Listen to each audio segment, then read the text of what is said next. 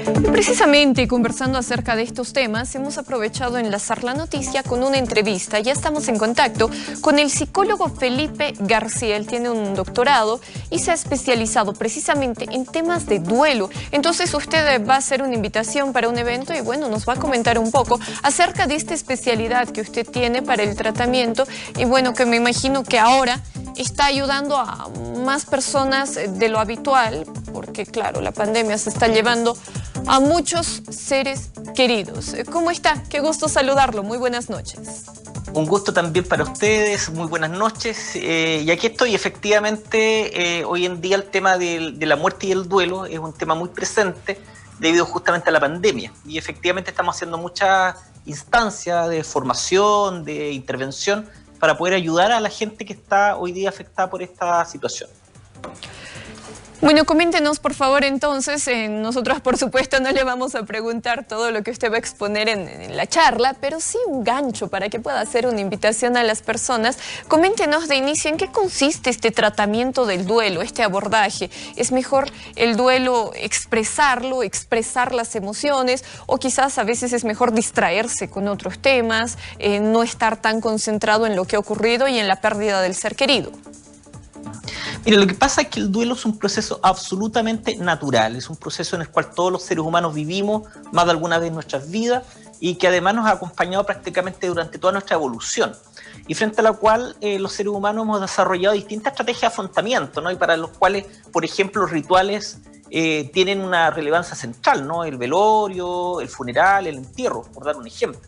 Y lo que está ocurriendo hoy día es que con el fenómeno de la pandemia, muchos de esos rituales que socialmente realizamos ya no se pueden realizar. ¿Ya? No es posible hacer un velorio como nosotros habitualmente lo hacíamos, de sentirnos acompañados de nuestros seres queridos, que nos consuelan, que nos acompañan. Eso no está ocurriendo y eso puede traer consecuencias y eso tenemos que aprender de alguna manera a trabajarlo. ¿Ya? Ahora, respecto a la pregunta concreta de distraernos, no, yo creo que los duelos hay que vivirlo. Si muere alguien que es importante para nuestras vidas, es algo que tenemos que, por supuesto, que lamentar. Y yo creo que el gran problema que se nos da socialmente es que no se nos permite expresar ese dolor, cuando es un dolor legítimo, ¿no? Porque obviamente es una persona relevante, quien ha partido y con el cual ya no mantenemos un vínculo físico. Ahora me imagino que el problema se agrava mucho también a causa de la pandemia porque muchos de los decesos que hemos estado reportando son totalmente inesperados, son sorpresivos. Si bien sabemos que estamos corriendo riesgo en este minuto todos, la evolución de la enfermedad es muy rápida y por lo tanto mantenemos siempre la esperanza de que a nosotros no nos pase nada, que eso también es muy humano, o sea, que a nosotros no nos va a pasar nada, pero cuando nos pasa, quienes estén en condiciones de riesgo evolucionan muy rápido hacia la muerte, ¿ya? Y por lo tanto nos impacta en forma muy fuerte, es como una muerte traumática, ¿no? No es lo mismo que una muerte por enfermedad terminal que tiende a ser más tiempo entre el diagnóstico y el desenlace. Sin duda alguna, es precisamente lo que muchos, de inicio, cuando teníamos a la pandemia más alejada y cuando las cifras eran mucho menores, de inicio nosotros, como usted bien dice, no creíamos que iba a ocurrir con personas cercanas. Y bueno, sí. Ahora lamentablemente esto ha llegado a nuestros entornos cercanos. Señor García, entonces, ¿usted qué recomendación daría con relación a los objetos de la persona que ha partido? Porque hay quienes se aferran, ¿verdad?, a los objetos y a los espacios que ocupaban estas personas. ¿Es eso sano o cuál debería ser la actitud? Lo que pasa es que la forma de afrontar la muerte de un ser querido es muy variada. Y yo creo que lo principal es que seamos capaces de respetar esas distintas formas.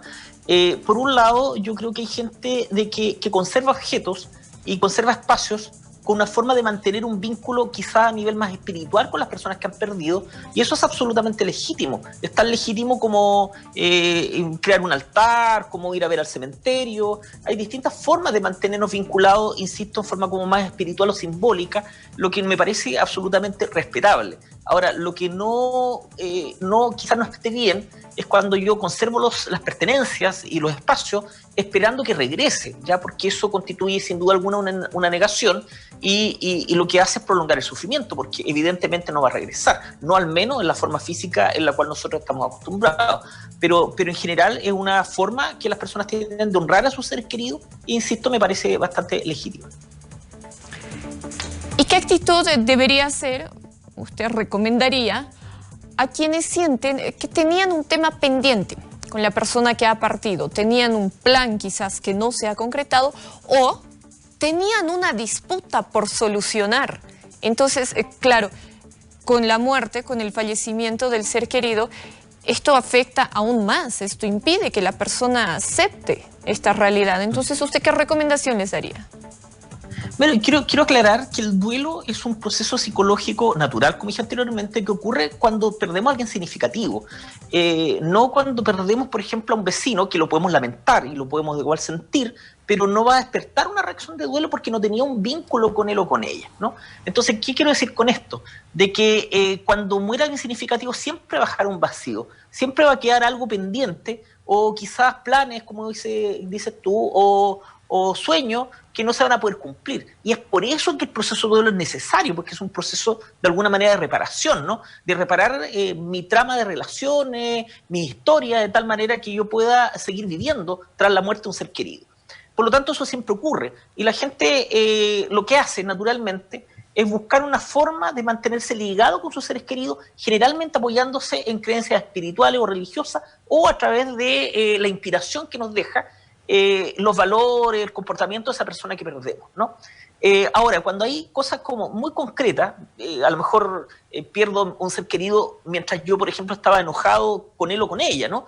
Si es así, a veces hacer algunas acciones, por ejemplo, escribir una carta con lo que me hubiese gustado decirle y usar esa carta en un ritual posterior, por ejemplo, llevarlo al cementerio o a lo mejor enterrarla en un lugar de la casa o colocarla en un altar que yo creé para él o para ella, podría ser efectivamente contribución para que esta persona retome pronto esta vida que se ha visto interrumpida por esta muerte de alguien significativo. Es una excelente recomendación y, por supuesto, una forma muy saludable de llevar este proceso del duelo que, como usted bien dice, es natural, pero a la vez es tan complejo. Señor García, muchas gracias por la entrevista.